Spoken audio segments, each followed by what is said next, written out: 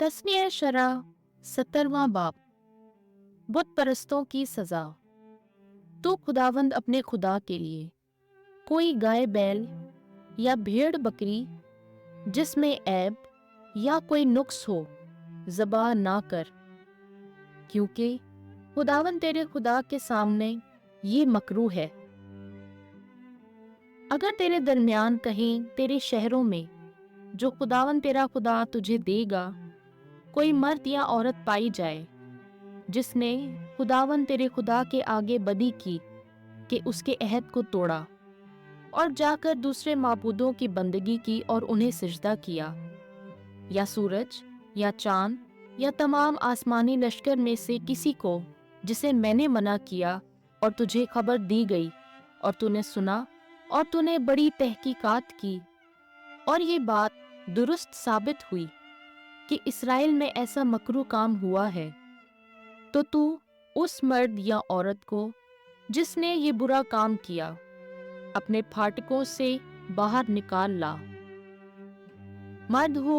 या औरत हो उसे संसार कर यहाँ तक कि वो मर जाए। जो कोई कत्ल किया जाए वो 2 या 3 गवाहों के बयान से कत्ल किया जाए। एक गवाह के बयान से वो कत्ल ना किया जाए। उस कत्ल के लिए पहले गवाहों के हाथ उस पर पड़े और उनके बाद बाकी लोगों के हाथ, ताकि तू अपने दरमियान से इस शरारत को दफा करे। अगर तेरे आपस के खून या दावा या मारपीट या झगड़े के किसी मामले का फैसला तेरे फाटकों के अंदर मुश्किल हो, तो तू उठ और उस जगह जिसे खुदावन तेरा खुदा चुन लेगा जा और लावी, काहिनों और उस वक्त के काजी के पास हाजिर हो और उनसे पूछ, तो वो फैसले की बाबत तेरी हिदायत करेंगे और तू उस फैसला के मुताबिक अमल कर जो वो तुझे उस जगह में बताएं जिसे खुदावन चुन लेगा, और जो कुछ वो तुझे सिखाएं उसे मान।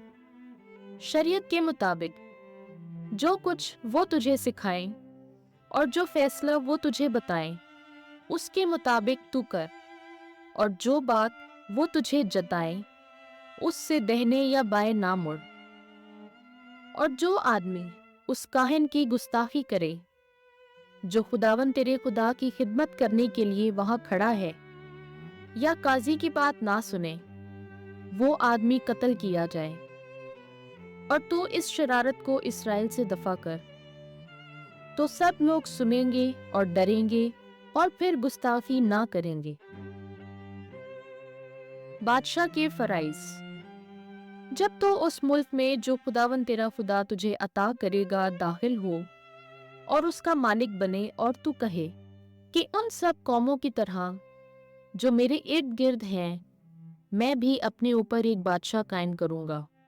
तो जिसे खुदावन तेरा खुदा चुन ले उसे तू अपने ऊपर बादशाह बना। अपने भाइयों ही के दरमियान से अपने ऊपर बादशाह कायम कर। किसी अजनबी आदमी को जो तेरा भाई नहीं अपने ऊपर बादशाह ना बनाना, लेकिन वो अपने लिए बहुत घोड़े जमा ना करे और घोड़ों की कसरत के सबब से वो लोगों को मिस्र में ना ले जाए, क्योंकि खुदावंद ने तुम्हें फरमाया कि तुम उस राह से फिर कभी वापस ना जाना